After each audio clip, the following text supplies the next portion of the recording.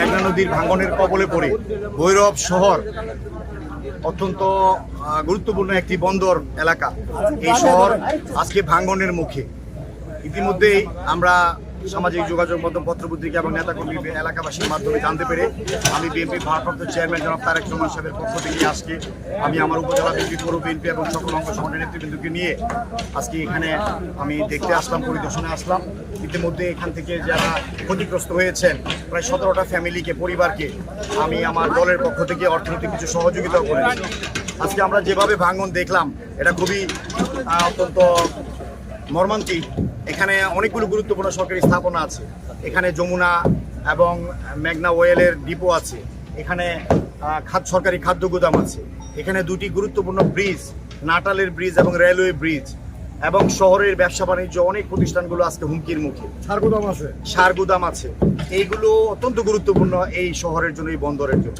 আমি ইতিমধ্যেই যতটুকু জানি যে জেলা প্রশাসন থেকে শুরু করে উপজেলা প্রশাসন, পানি উন্নয়ন বোর্ড এবং বিভিন্নভাবে সামাজিক বিভিন্ন সংগঠন বিভিন্নভাবে এবং ব্যক্তিগতভাবে অনেকেই এই পরিবারগুলোর কাছে সহযোগিতা করে আসছেন। আসলে শহরকে রক্ষা করার জন্য, এই ভাঙনকে রোধ করার জন্য যেই সাপোর্টিং যেই কার্যক্রম নেওয়া দরকার সেটা আসলে সরকারিভাবে না নিলে এটা ব্যক্তির পক্ষে সম্ভব নয়। সরকার ইতিমধ্যে পানি উন্নয়ন বোর্ডের পক্ষ থেকে তাৎক্ষণিক ব্যবস্থা নেওয়া হয়েছে। জিওটক্স বালু মাধ্যমে বালু ভরে এটাকে প্রাথমিক একটা ব্যবস্থা করা হচ্ছে। আমি আজকে এখানে অনেক সাংবাদিক, ইলেকট্রনিক প্রিন্ট মিডিয়ার সাংবাদিক বন্ধুগণ আছেন, অনলাইনের অনেক সাংবাদিকগণ আছেন, তাদের মাধ্যমে আমি সরকারের সর্বোচ্চ পর্যায়ে আমি বলতে চাই অতি দ্রুত এই কিশোরগঞ্জের এই গুরুত্বপূর্ণ একটি উপজেলা ভৈরব, কিশোরগঞ্জের অর্থনৈতিক প্রাণচাঞ্চলতা নির্ভর করে ভৈরবের ব্যবসা বাণিজ্য এই অর্থনীতির উপরে। অতএব এটাকেও প্রায়োরিটি দিয়ে, গুরুত্ব দিয়ে এই অন্তর্বর্তীকালীন সরকারের কাছে আমি নিবেদন করব দ্রুত এই শহরকে রক্ষা করার জন্য, এই পার্মানেন্টলি এখানে একটা প্রকল্প নেওয়ার জন্য। প্রাথমিকভাবে যেমনিভাবে ব্যবস্থা নেওয়া হচ্ছে, এখানে দেশপ্রেমিক সেনাবাহিনী তারাও অক্লান্ত পরিশ্রম করছেন যাতে এটাকে প্রাথমিকভাবে এটাকে রক্ষা করা যায়। আমি অনুরোধ করব দ্রুত একটি প্রকল্প করে এখানে কিভাবে এটাকে পার্মানেন্টলি শহরকে রক্ষা করা যায় এই ব্যাপারে একটা ব্যবস্থা নেওয়ার জন্য। দুঃখজনক হলেও সত্য, অতীতে যারা দায়িত্বে ছিলেন, সরকারে ছিলেন, আমরা লক্ষ্য করেছি যে ব্রিজটাকে বলা হয় আগানগর থেকে যে ঘুরিয়ে একদম পুরা শহরকে, ভৈরব শহরকে রক্ষা করার জন্য চাঁদপুর হয়ে কালীপুর হয়ে যে বাঁধটা হওয়ার কথা ছিল, আমরা কি দেখলাম একসময় এটা শুধুমাত্র একটি বিশেষ গ্রামকে রক্ষা করার বাঁধে পরিণত হয়েছে।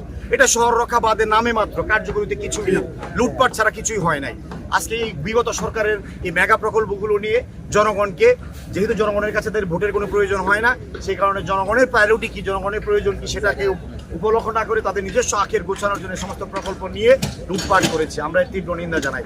আমি আজকে কথা দিচ্ছি, যদি আল্লাহ ভবিষ্যতে জনগণ আমাদেরকে সুযোগ দেয়, বিএনপিকে সুযোগ দেয় দেশ পরিচালনা করার, আমরা শুধু এই ভৈরব এই অংশটুকুই নয়, আগানগর থেকে শুরু করে চাঁদপুর হয়ে আমরা এই কালীপুরের সামনে থেকে ভৈরব শহর রক্ষা বাদ করে একদম সে বিয়ানীবাজার, সে ব্রিজের জগন্নাথপুর ওই ব্রিজ, ওই সাইডটাকে আমরা একটা নান্দনিক বাদ, এখানে ওয়াকওয়ে হবে এবং এখানে ড্রাইভওয়ে হবে। এখানে পর্যটনের জন্য একটা সুন্দর, মানুষ যাতে পর্যটনের একটা সুন্দর স্থাপনা হয় সেভাবে চিন্তা করে আমরা একটা বহুমুখী একটা প্রকল্প নেওয়ার চিন্তা ভাবনা আমাদের আছে। যদি আমাদের সেই সুযোগ দেয়, আল্লাহ যদি সুযোগ দেয়, আমি সাংবাদিক বন্ধুদেরকে বলবো আপনারাও আপনাদের লিখনির মাধ্যমে সরকারের উচ্চ পর্যায়ে আপনারা ওই ভাঙনকে তুলে ধরুন, এই শহর রক্ষা বাঁধের যে প্রয়োজনীয়তা এটা তুলে ধরবেন। এই কথা বলে আমি বিশেষ করে আমার নেতাকর্মী যারা আছে তাদেরকে বলবো আপনারা সর্বতোভাবে যে লোকাল প্রশাসন এবং এই ক্ষতিগ্রস্ত যারা তাদের পাশে দাঁড়াবেন, আপনারা কাজ করবেন। ইতিমধ্যে আমাদের নেতাকর্মীরা কাজ করতেছে, বিশ্ববিদ্যালয়ের ছাত্র সংসদও গতকালকে সহযোগিতা করেছে, অনেক সামাজিক সংগঠন সহযোগিতা করছেন। এবং আমি ভৈরববাসীকে বলবো, এই এলাকার ব্যবসায়ীদেরকে বলবো, এই সরকারি স্থাপনায় যারা প্রতিষ্ঠান আছেন আপনাদের কাছে বলবো আমরা আপনাদের পাশে আছি। আমার চেয়ারম্যান জনাব, ভারপ্রাপ্ত চেয়ারম্যান জনাব তারেক রহমান সাহেব অত্যন্ত উদ্বিগ্ন। বেগম খালেদা জিয়া আমাদের দেশনেত্রী, সাবেক প্রধানমন্ত্রী, উনিও বিষয়টা অবগত। মির্জা ফখরুল ইসলাম সাহেব আমাদের বিএনপি যে জেনারেল সেক্রেটারি, উনিও অবগত, ওনাকে আমি অবগত করে আজকে এখানে আসছি। আপনাদের সকলকে বলতে চাই আমরা এই ভাঙন এবং এই বিপদের পাশে সকলের পাশে আছি ইনশাল্লাহ।